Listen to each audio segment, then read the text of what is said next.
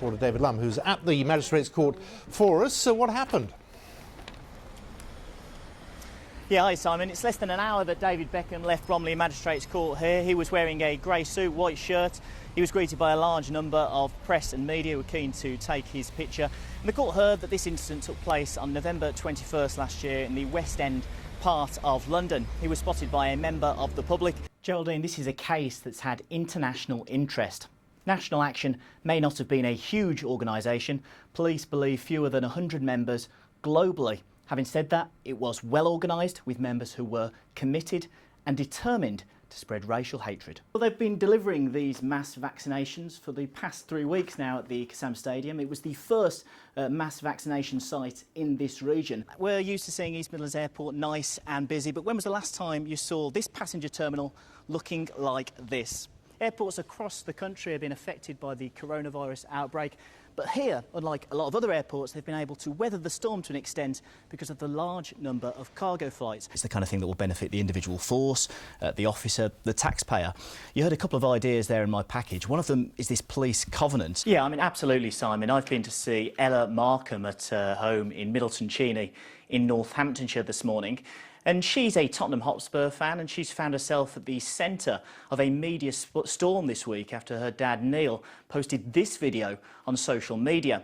It shows her dancing following Spurs' 1-0 defeat to West Ham at the weekend. Now, to me, that looks like a teenager having a good time. But when Neil posted this on Twitter, it triggered some really nasty responses from social media trolls. David Lumb has been to look. With No Time to Die likely to be Daniel Craig's final Bond film, they're going to need someone new.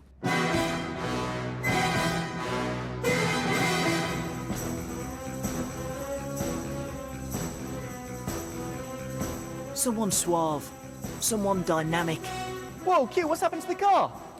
So it's actually meant to be this big. So this is our No Time to Die special edition of the DB5 Junior, launched in celebration of the new film release. It doesn't get any bigger? No. Well, this car is about 2/3 of the size of the actual Aston Martin DB5. It's got a top speed of 45 miles an hour and a range of 80. And a list of gadgets that even 007 would be proud of. The study says children are missing out on exercise and the chance to learn vital social skills. David Lumb reports. It's the downtime in between lessons that's meant to keep youngsters fresh. But at Oxford Magistrates Court today, she avoided jail, instead receiving a 4.5-month suspended sentence. Do you feel lucky that you haven't been sent to jail? The court heard 35-year-old Serena Reynoldsson had been in a turbulent and dysfunctional Do you have anything to say? On-off relationship with Mr Fitzpatrick, with whom she had 4 children. I've been told about this girl called Shannon who reckons she's got some football skills, so I've come to show her how it's done. Cheeky little. Shannon plays for Oxford United's under-16s. She's been with the club since she was 8 and spends hours every day practising. Less for the workers. Well, Unite the Union has been representing workers here. They say that some of them are losing up to £12,000 a year as a result of these changes, and they are holding a number of demonstrations. Let's get a word now with Joe. Joe, how are your members feeling? Well, they've been absolutely shell-shocked for months now. 1 million people in the UK remain on furlough, despite latest figures showing that employment has returned to pre-pandemic levels. Oxfordshire is playing a central role in the evacuation and support of families desperate to leave Afghanistan. Hundreds have been flying to RAF Bryce Norton to be resettled.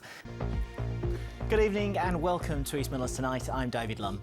Well, first, the government's announced there's to be no let-up in the Leicester lockdown. Restrictions designed to stop households mixing in homes and private gardens will stay in place. It's been announced today that Oxford and the surrounding area is in the medium tier, which effectively means a continuation of the restrictions that we've all become accustomed to. No social gatherings of more than 6 people, pubs and bars forced to close by 10 o'clock. What's concerning, though, is that the rate does continue to rise.